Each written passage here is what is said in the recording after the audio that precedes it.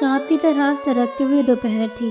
सड़क पर गर्मी से तपते हुए तारकोल की बू आ रही थी और ऊपर नीले आसमान में सूरज एक जलता हुआ चमकीला सिक्का सा दिखाई दे रहा था। आनंदराव के पैरों में, जो साल दर साल मीलों तक चलने के आदी हो चुके थे, आज एक नया सर दर्द उठा रहे थे। ये दर्द उनकी कोशिशों का नतीजा था जो उन्होंने पिछले 20 सालों में अनगिनत बार की थी। हाथ में थामी हुई पीली पड़ चुकी तस्वीर पर एक बार फिर उनकी नज़र पड़ी। ये उनके बेटे की तस्वीर थी जब वो लगभग 5 साल के थे। गोल मासूम चेहरा, बड़ी बड़ी आंखें और एक उलझा हुआ चेहरा जो मानो कुछ समझ ही ना पा रहा हो। 20 साल पहले उसी मासूमियत को उन्होंने आखिरी बार देखा था। हर दिन उसी तरह गुजरता था। सुबह उठना, 2 रोटी खाकर घर से निकलना और शहर की हर गली, हर नुक्कड़, हर चौराहा छान मारना। आनंदराव ने अब तक लगभग पूरा देश घूम लिया था, लेकिन उनकी तलाश कहीं खत्म नहीं हुई थी। लोग उन्हें पागल कहते थे, बेचारा कहते थे। कुछ लोग तो सिर्फ दया की नज़र से देखते थे, लेकिन वो जानते थे कि वो पागल नहीं है। उनकी आंखों में अभी भी वो झिलमिलाहट थी, जिंदा थी, जो उन्होंने अपने बेटे को आखिरी बार देखने पर महसूस की थी। आज वो एक नई जगह पर थे, एक ऐसे शहर में जिसके बारे में उन्होंने सिर्फ सुन रखा था। रास्ते पर चलते हुए वो अपने आप में ही गुम थे। उनके दिमाग में बस एक ही सोच थी, क्या मेरा बेटा सच में यहाँ है? क्या मैं सच में उसे आज देख पाऊँगा? उनकी सोच की गाड़ी उन्हें वापस उस दिन ले जा रही थी जिस दिन उनकी ज़िंदगी का सबसे बड़ा तूफान आया था। वो दिन भी मार्च का ही महीना था, गर्मी की शुरुआत थी। अमित अपने दोस्तों के साथ खेलने गया था। पापा, मैं बस आधे घंटे में आ जाऊंगा, वो मुस्कुराते हुए बोला। आधे घंटे का इंतज़ार घंटों में बदला और घंटों का इंतज़ार दिनों में, दिनों का हफ्तों में और हफ्तों का महीनों में, फिर साल और अब 20 साल। आनंदराव का दिल उस हर एक पल को याद करके बेचैन हो उठता था। उन्होंने हर जगह तलाश की, हर एक पुलिस स्टेशन में रिपोर्ट लिखवाई, हर एक मंदिर में मन्नत मांगी, लेकिन उनके हाथ सिर्फ मायूसी लगी। ये 20 साल आनंदराव के लिए 20 सदियों के बराबर थे। उनकी पत्नी, जिसने उनकी तलाश में उनके साथ कंधे से कंधा मिलाया था, वो 1 साल पहले ही उन्हें छोड़कर चली गई थी। उन्हें भी उसके दर्द को बांटने की कोशिश की, लेकिन वक्त और निराशा ने उनके दिल को भी थका दिया। अब आनंदराव अकेले थे, सिर्फ वो और उनकी 20 साल पुरानी याद। लेकिन उन्होंने कभी हार नहीं मानी। उसके लिए जीने का एक ही मकसद था, अपने बेटे को ढूंढना। वो सड़क पर चल रहे थे, अपने आप में ही खोकर। ना उनकी नज़र आगे थी, ना पीछे। ना उन्होंने किसी की आवाज़ सुनाई दे रही थी, ना किसी गाड़ी का शोर। उनके दिमाग में बस वो मासूम चेहरा जो उस तस्वीर में बंद था। एक तेज़ रोशनी उनकी आंखों पर पड़ी। एक ज़ोर से हॉर्न बजने की आवाज़ आई और इससे पहले कि वो कुछ समझ पाते, एक ज़ोर का धक्का लगा।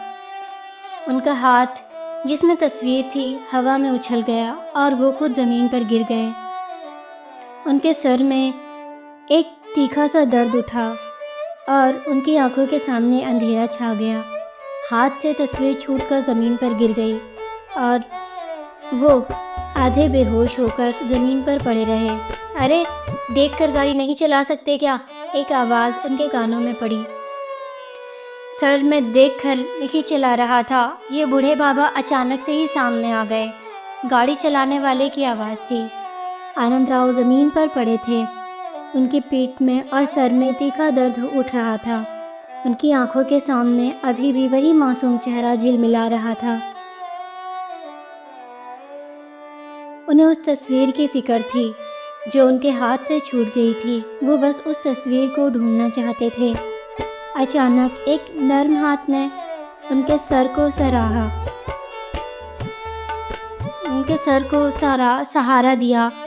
बाबा, आप ठीक तो हैं?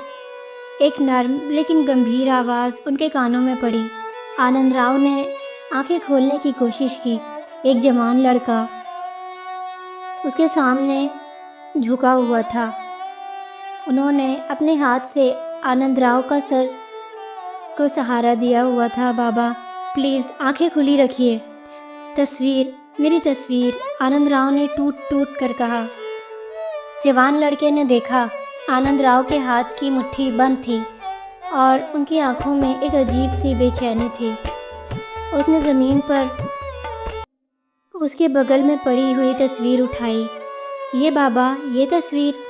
उसने उस तस्वीर को आनंद राव के सामने किया। आनंद राव ने आंखें थोड़ी सी और खोली और तस्वीर को देखकर उनके चेहरे पर हल्की सी राहत आई। उन्होंने अपना हाथ बढ़ाकर तस्वीर को पकड़ लिया और उसे अपने सीने से लगा लिया। हे भगवान, मैं तो डर ही गया था। अगर ये तस्वीर खो जाती तो मैं क्या करता, वो दिमाग में ही सोच रहे थे। जवान लड़के ने आसपास से जमा हुई भीड़ को हटाया। हटो सब लोग, इन्हें हवा लगने दो। किसी ने एम्बुलेंस को कॉल किया? मैंने किया है सर, एक आवाज़ आई। आनंद राव अब भी बेहोश से ही थे, लेकिन उनके कानों में वो सारी आवाज़ें गूंज रही थी। उन्होंने उस जवान लड़के का चेहरा देखा। एक भूरा सा चेहरा, बड़ी बड़ी आंखें और एक लंबी सुडौल नाक। ये छोटा सा होता तो बिल्कुल मेरे बेटे जैसा लगता, उसके दिल ने कहा। लेकिन वो जानते थे कि उनकी सोच गलत थी। उनका बेटा 20 साल पहले खो गया था। वो अब जवान हो चुका होगा, उसकी शक्ल भी बदल चुकी होगी, लेकिन उसके पास सिर्फ एक ही तस्वीर थी जिसको वो सालों से ढूंढ रहा था। एम्बुलेंस आई और आनंद राव को उसमें डालकर ले जाया गया।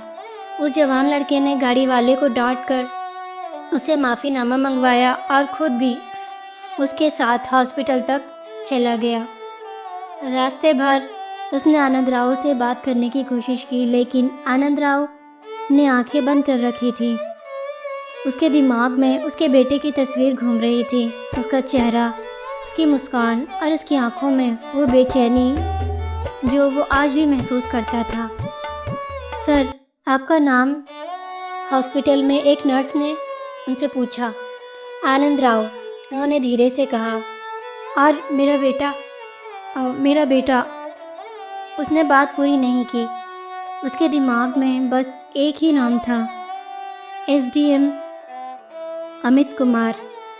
ये नाम उन्होंने पिछले हफ्ते ही रेडियो पर सुना था। नए एसडीएम ने अपने पद का चार्ज ले लिया था और उन्होंने कहा है कि वो सभी कानून कायदों को ठीक करेंगे। रेडियो पर आवाज़ आई थी। आनंद राव ने जब उस नाम को सुना तो उनका दिल उछल गया। अमित कुमार, उसके बेटे का नाम भी तो अमित ही था, लेकिन क्या ये वही था? उन्होंने ये भी सुना था कि ये नए एसडीएम बड़े ही सख्त और नियम निष्ठ थे। अगर वो उसके बेटा होता तो क्या वो इतना सख्त हो सकता था? वो तो बचपन से ही बहुत नर्म और मासूम था। उस जवान लड़के ने नर्स को अपना नाम बता दिया। मेरा नाम देव है, मैं इन्हें हॉस्पिटल लेकर आया हूँ। आप इनके रिश्तेदार हैं? नर्स ने पूछा। नहीं, देव ने कहा, बस एक मुसाफिर हूँ। आनंद राव को एक कमरे में ले जाया गया। डॉक्टर ने उनके चोट को चेक किया और कहा कि चोट गहरी नहीं थी, बस सर में थोड़ा सा दर्द था। उसने आनंद राव को एक इंजेक्शन दिया और कहा कि उन्हें आराम करना चाहिए। आनंद राव ने आंखें बंद कर ली। उनके दिमाग में अभी भी वही मासूम चेहरा घूम रहा था। इधर एसडीएम ऑफिस में एसडीएम अमित कुमार अपने काम में डूबे हुए थे। उनकी फाइल पर उनका नाम लिखा हुआ था, अमित कुमार। उनके दिमाग में सिर्फ काम था। वो एक बहुत ही गंभीर इंसान थे जिसने अपनी ज़िंदगी में सिर्फ काम को ही सबसे ऊपर रखा था। वो अपनी पर्सनल लाइफ को एक तरफ रखकर सिर्फ और सिर्फ अपने काम पर ध्यान देते थे। उनके लिए रूल्स एंड रेगुलेशंस ही सबसे ऊपर थे। उनके ऑफिस में एक फाइल आई, सर एक बूढ़े बाबा का एक्सीडेंट हो गया है। डॉक्टर ने बताया कि उन्हें कोई गहरी चोट नहीं आई है, लेकिन उनके पास कोई रिश्तेदार नहीं है। उन्होंने बस एक नाम बताया, एसडीएम अमित कुमार। अमित कुमार का चेहरा गंभीर हो गया। मेरा नाम? मैंने तो किसी भी बूढ़े बाबा से मुलाकात नहीं की। वो कह रहे हैं कि आप उनके बेटे हैं। आनंद कुमार ने उस फाइल को हाथ में लिया। उनकी आंखों में एक बेचैनी झलक रही थी। उन्होंने उस फाइल को खोला और उसमें उस बूढ़े बाबा की तस्वीर देखी, वही चेहरा जो उन्होंने अपने सपने में देखा था। लेकिन वो तो सिर्फ एक सपना था, उनकी कोई याद नहीं थी। उनके दिमाग में अभी भी वही मासूम चेहरा घूम रहा था। उसका चेहरा, उसकी मुस्कान और उसकी आंखों में वो बेचैनी जो वो आज भी महसूस करता था। ये कौन है? उसने पूछा। डॉक्टर ने बताया कि ये आनंद राव हैं। उन्होंने सिर्फ आपका नाम लिया। अमित कुमार ने गहरी सांस ली। ठीक है, मैं हॉस्पिटल जा रहा हूँ। तुम जाकर वहीं पर आरआई को इन्फॉर्म कर दो और कहो कि वो भी वहाँ पर आकर मुझसे मिले। उन्होंने अपनी गाड़ी निकाली और हॉस्पिटल की तरफ चल पड़े। रास्ते भर उनके दिमाग में यही बात घूम रही थी कि ये आनंद राव कौन थे। क्या सच में उनका कोई रिश्ता है उनसे? अमित कुमार को तो याद भी नहीं था कि उसके कोई पिता का नाम आनंद राव था। उसके पास कोई भी याद नहीं थी, ना ही उनके बचपन की, ना ही उनके परिवार की। उन्होंने तो बस यही जाना था कि वह एक अनाथ थे और उन्हें एक अनाथ आश्रम में पाला गया था। उन्होंने अपनी ज़िंदगी में कभी भी अपने परिवार को नहीं देखा था। तो ये आनंद राव कौन थे? हॉस्पिटल में आनंद राव को एक कमरे में ले जाया गया। वो अभी भी बेहोश से ही थे। उनकी आंखों में उनके बेटे की तस्वीर घूम रही थी। अचानक एक तेज़ रोशनी उनके चेहरे पर पड़ी और उन्होंने आंखें खोली। उन्होंने देखा कि एक जवान लड़का उनके सामने खड़ा था। उसका चेहरा बहुत ही गंभीर था। उसके हाथ में एक फाइल थी। आनंद राव ने उस चेहरे को देखकर पहचान लिया कि ये वही था जो उसने टीवी पर देखा था। ये नया एसडीएम था। तुम अमित कुमार हो? आनंद राव ने धीरे से पूछा। जी, मैं अमित कुमार हूँ, लेकिन आप कौन हैं? एसडीएम ने पूछा। आनंद राव ने अपने हाथ की मुट्ठी खोली। उनके हाथ में उनके बेटे की तस्वीर थी। ये मेरा बेटा है। उन्होंने तस्वीर को एसडीएम के सामने किया। एसडीएम ने तस्वीर को देखा। उनकी आंखों में एक अजीब सी चमक आई। उन्होंने उस तस्वीर को हाथ में लिया और उसे देखा। ये वही तस्वीर थी जो उन्होंने बचपन में देखी थी। उनके दिमाग में एक अजीब सा तूफान आया। ये आनंद राव कौन था? क्या ये सच में उनके पिता थे? उन्होंने तो बस यही जाना था कि वो एक अनाथ थे। उनके दिल में एक अजीब सी बेचैनी उठी। ये तुम हो? आनंद राव ने पूछा। एसडीएम ने कुछ नहीं कहा। उन्होंने बस तस्वीर को देखा और फिर आनंद राव को। उनकी आंखों में एक अजीब सी बेचैनी थी। वो जानते थे कि ये सच था, लेकिन वो ये सच मान नहीं सकते थे। वो तो एक अनाथ थे, उनका कोई परिवार नहीं था। तो ये आनंद राव कौन थे? आप आपको कैसे पता चला कि मैं यहाँ हूँ? एसडीएम ने पूछा। मैं रेडियो पर सुना था तुम्हारा नाम अमित कुमार। तुम तुम मेरे बेटे हो, आनंद राव ने टूट टूट कर कहा। उसने तस्वीर को अपने हाथ में लिया और उसने अपने सीने से लगा लिया। माँ, माँ, उनके दिमाग में एक अजीब सी आवाज़ आई। इन्होंने आंखें बंद कर ली और उन्हें एक अजीब सा एहसास हुआ। ये एहसास वो था जो उन्होंने कभी भी महसूस नहीं किया था। ये एहसास उनके दिल में एक अजीब सी बेचैनी उठा रहा था। उनके दिल में एक अजीब सी खुशी थी और एक अजीब सा डर। अमित कुमार ने तस्वीर को अपने हाथ में लिया और उसको अपने सीने से लगा लिया। उसके चेहरे पर अब वो गंभीरता नहीं थी, बल्कि एक अजीब सा तूफान था। आंखों में सवालों का समंदर था। वो जो हमेशा नियम और कानून से चलते थे, आज अपनी ही पहचान के सामने बेबस खड़े थे। आनंद राव की आंखों से आंसू बहते जा रहे थे। उनका 20 सालों का इंतज़ार, उनका हर एक दर्द, हर एक कोशिश आज इस पल में आकर ठहर गई थी। बेटा, तू तू सच में मेरा बेटा है, आनंद राव ने टूटती हुई आवाज़ में कहा। एसडीएम ने सर उठाया। उसने तस्वीर को वापस आनंद राव को दिया, मानो उसे वो सत्य नहीं चाहिए था। बाबा, मुझे माफ़ कर दीजिए, मुझे कुछ याद नहीं। ये तस्वीर, ये नाम, ये सब मेरे लिए अनजान है। मैं एक अनाथ आश्रम में पला बड़ा हूँ। आनंद राव ने अमित कुमार के हाथ को पकड़ लिया। नहीं बेटा, मैं सच कह रहा हूँ, तुझे याद नहीं, लेकिन मैं तेरे साथ था 20 साल पहले। आनंद राव की आवाज़ में इतना दर्द और सच्चाई थी कि अमित कुमार भी कुछ देर के लिए शांत हो गए।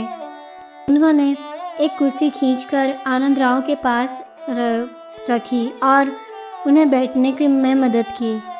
बाबा, बताइए क्या हुआ था? उसने नर्म लहजे में पूछा। उसका दिल जो हमेशा से पत्थर का था, आज पिघल रहा था। आनंद राव ने गहरी सांस ली और शुरू किया। 20 साल पहले हम तीनों, मैं, तेरी माँ और तू, एक छोटे से शहर से एक बड़े शहर में शिफ्ट हुए थे। तेरी माँ का नाम सरोज था। एक दिन तू घर से खेलने को निकला, ये कहकर कि आधे घंटे में वापस आ जाऊँगा, लेकिन वो हमारी आखिरी मुलाकात थी जब मैंने तुझे मुस्कुराते हुए देखा था। उसके बाद जब तू वापस नहीं आया तो हमने पुलिस में खबर की। पुलिस ने कहा कि शायद तू हादसे का शिकार हो गया या कहीं और चला गया या कोई तुझे ले गया। आनंद राव की आवाज़ में दर्द था और हर एक शब्द उसके दिल से निकल रहा था। अमित कुमार सुन रहा था। उसकी आंखों में एक गहराई आ रही थी। उसके दिमाग में कुछ छोटे छोटे टुकड़े घूम रहे थे। एक गाड़ी का शोर, एक औरत की चीख और फिर एक अंधेरा। ये टुकड़े उसकी यादों में पहले भी आते थे, लेकिन वो उन्हें सिर्फ एक बुरा सपना समझकर भूल जाता था। लेकिन आज आनंद राव की कहानी से उन टुकड़ों को जोड़ने की कोशिश कर रहा था। मैंने पिछले साल तेरी माँ का अंतिम संस्कार किया।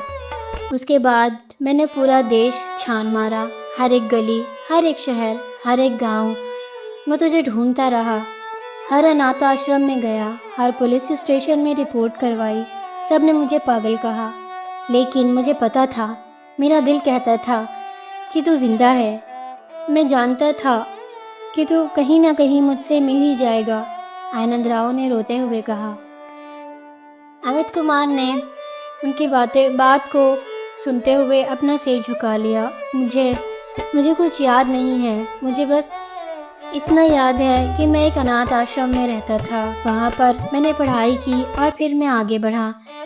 मुझे अपना नाम अमित कुमार भी वहीं मिला था। आनंद राव ने अमित कुमार के चेहरे को देखा। उसकी आंखों में अब भी वही मासूमियत थी जो उसने 20 साल पहले देखी थी। आनंद राव ने अपने हाथ में लगी हुई चोट को देखा। तुझे याद है जब तू छोटा था तो एक बार तू खेलते हुए गिर गया था। तेरे हाथ पर एक चोट लगी थी और मैंने उस पर एक पट्टी बांधी थी। अमित कुमार ने तुरंत अपना हाथ देखा। उसके हाथ पर एक छोटा सा निशान था।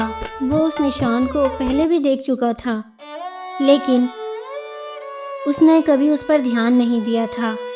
लेकिन आज आनंद राव की बात से उस निशान के मतलब उसके दिमाग में आने लगा। ये वही निशान था जो उसके बचपन की याद दिला रहा था। अमित कुमार की आंखों से एक आंसू निकला। ये आंसू उसकी पत्थर की तरह सख्त शख्सियत से बाहर निकलकर उसके गालों पर बहता गया। ये निशान, अमित कुमार ने धीमी आवाज़ में कहा। ये सच है। आनंद राव ने अमित कुमार को गले लगा लिया। मेरा बेटा मिल गया, वो रोते हुए कह रहे थे। अमित कुमार भी आनंद राव को गले लगाकर रो पड़े। उनके अंदर का सारा दर्द, सारी बेबसी, सारी उदासी, सारी निराशा आंसुओं के रूप में बहकर निकल रही थी। वो जो हमेशा से अकेले थे, आज उन्हें एक परिवार मिला था। काफ़ी देर तक वो दोनों एक दूसरे को गले लगाकर रोए। उसके बाद अमित कुमार ने अपने आप को संभाला। बाबा, मैं आपको घर ले जाऊंगा। घर? मेरा घर तो तू ही है बेटा, आनंद राव ने कहा। अमित कुमार आनंद राव के हाथ पकड़कर उन्हें हॉस्पिटल से बाहर ले गए। उन्होंने अपनी गाड़ी निकाली और आनंद राव को अपनी गाड़ी में बैठने को कहा। बाबा, अब आपको कहीं नहीं जाना। अब आप मेरे साथ रहेंगे। लेकिन बेटा, मैं तो तेरे साथ बस। बाबा, अब और कुछ नहीं, आप अब आराम करेंगे। मैं आपके साथ रहूँगा, अमित कुमार ने कहा। गाड़ी चल पड़ी। आनंद राव ने अमित कुमार के चेहरे को देखा। वो अब भी वही एसडीएम थे, लेकिन उनकी आंखों में अब वो गंभीरता नहीं थी। उनके चेहरे पर अब एक नर्म मुस्कान थी। वो जो पहले सिर्फ नियम और कानून से चलते थे, आज एक इंसान की तरह बिहेव कर रहे थे। अमित कुमार आनंद राव को अपने घर ले गया। उनका घर बड़ा था, सुंदर था, लेकिन उस घर में कोई जान नहीं थी। वो घर उनकी शख्सियत की तरह ही लगता था। लेकिन आज आनंद राव के आने से उस घर में एक नई जिंदगी आ गई थी। आनंद राव ने घर को देखा। वो घर उनके लिए एक सपने की तरह था। मेरा बेटा इतना बड़ा हो गया, वो दिल में सोच रहे थे। आनंद कुमार ने आनंद राव के लिए खाना बनाया और उन्हें खिलाया। उन्होंने एक दूसरे से और भी बातें की और धीरे धीरे उनकी यादें वापस आने लगी। अमित कुमार ने आनंद राव को उनकी कहानी सुनाई कि कैसे वो अनाथ आश्रम में बड़े हुए और कैसे उन्होंने अपनी मेहनत से एसडीएम का पद पाया। आनंद राव ने उसे अपने बेटे की माँ की यादें सुनाई और कैसे वो हमेशा उसके साथ थी। कुछ दिनों बाद आनंद कुमार ने आनंद राव को अपनी गाड़ी में बैठने को कहा। बाबा, आज हम आपको एक जगह ले जा रहे हैं। आनंद राव ने पूछा, कहाँ बेटा? अपनी माँ के पास, अमित कुमार ने कहा। आनंद राव की आंखों में आंसू आ गए। अमित कुमार ने गाड़ी चलाई और वो दोनों एक छोटे से गांव की तरफ चल पड़े। ये वो गांव था जहां आनंद राव ने अपनी पत्नी को अंतिम संस्कार किया था। जब वो वहां पहुंचे, आनंद राव ने उस जगह को पहचान लिया। एक छोटा सा मंदिर था और उसके बगल में एक छोटा सा टीला था। अमित कुमार ने गाड़ी रोकी और दोनों गाड़ी से उतरे। वो टीले के पास गए। वहां पर एक छोटा सा पत्थर रखा हुआ था। आनंद राव ने उस पत्थर को देखा और उसे अपनी आंखों से लगा लिया। सरोज, तुम आ गई, वो रोते हुए बोले। अमित कुमार ने आनंद राव के कंधे पर हाथ रखा। माँ, मैं आ गया, उसने कहा। आनंद राव ने अमित कुमार को देखा। उनकी आंखों में आंसू थे। बेटा, तेरी माँ आज खुश होगी। अमित कुमार ने आनंद राव के हाथ पकड़कर, अब आप अकेले नहीं हैं बाबा, अब हम तीनों साथ हैं। आनंद राव ने अमित कुमार को गले लगा लिया। मेरा बेटा, मैंने तुझे ढूंढ लिया। आनंद राव ने अमित कुमार को गले लगा लिया। उनके चेहरे पर वो शांति थी जो उन्होंने 20 सालों से नहीं देखी थी। उनकी 20 सालों की तलाश आज ख़त्म हो चुकी थी। वो जो हमेशा से अपने आप को अकेला समझते थे, आज उन्हें एक परिवार मिला था। और वो जो हमेशा से एक एसडीएम थे, आज उन्हें उनका पिता मिला था। ये कहानी एक अंत थी, लेकिन एक नई शुरुआत भी थी। आनंद राव और अमित कुमार अब एक नए सफ़र की शुरुआत कर रहे थे। एक सफ़र जहां वो एक दूसरे के साथ थे। आनंद राव ने अमित कुमार को हर छोटी छोटी बात बताई, उनके बचपन की यादें, उनकी माँ की कहानी, उनके परिवार की कहानी। अमित कुमार ने हर एक शब्द को दिमाग में रखा। उन्होंने उनकी यादों को एक किताब की तरह पढ़ना शुरू किया। अमित कुमार ने आनंद राव को अपने ऑफिस में भी ले गया। उन्होंने अपने सारे स्टाफ को बताया कि आनंद राव उनके पिता हैं। उनके स्टाफ ने उन्हें बधाई दी और वो भी बहुत खुश थे। अमित कुमार की ज़िंदगी में एक नया परिवर्तन आया था। वो अब सिर्फ एक एसडीएम नहीं थे, बल्कि एक बेटे भी थे। आनंद राव ने अमित कुमार के लिए कुछ भी नहीं चाहा। उन्होंने बस यही चाहा कि उनका बेटा उनके साथ रहे। अमित कुमार ने आनंद राव की हर बात मानी। उन्होंने अपने काम से छुट्टी ली और आनंद राव के साथ पूरे दिन बिताया।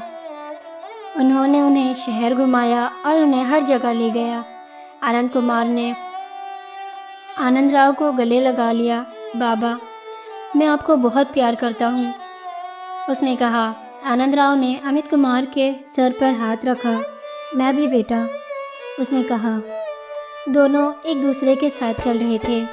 अमित कुमार के हाथ आनंद राव के हाथ में था। वो एक दूसरे के साथ चल रहे थे और उनकी ज़िंदगी में एक नई शुरुआत हो चुकी थी। एक शुरुआत जहां वो एक दूसरे के साथ थे और एक दूसरे के साथ चल रहे थे। दोस्तों, अगर ये कहानी आपको पसंद आई हो तो वीडियो को लाइक, शेयर और चैनल को सब्सक्राइब ज़रूर करना। मिलते हैं अगली वीडियो में। धन्यवाद।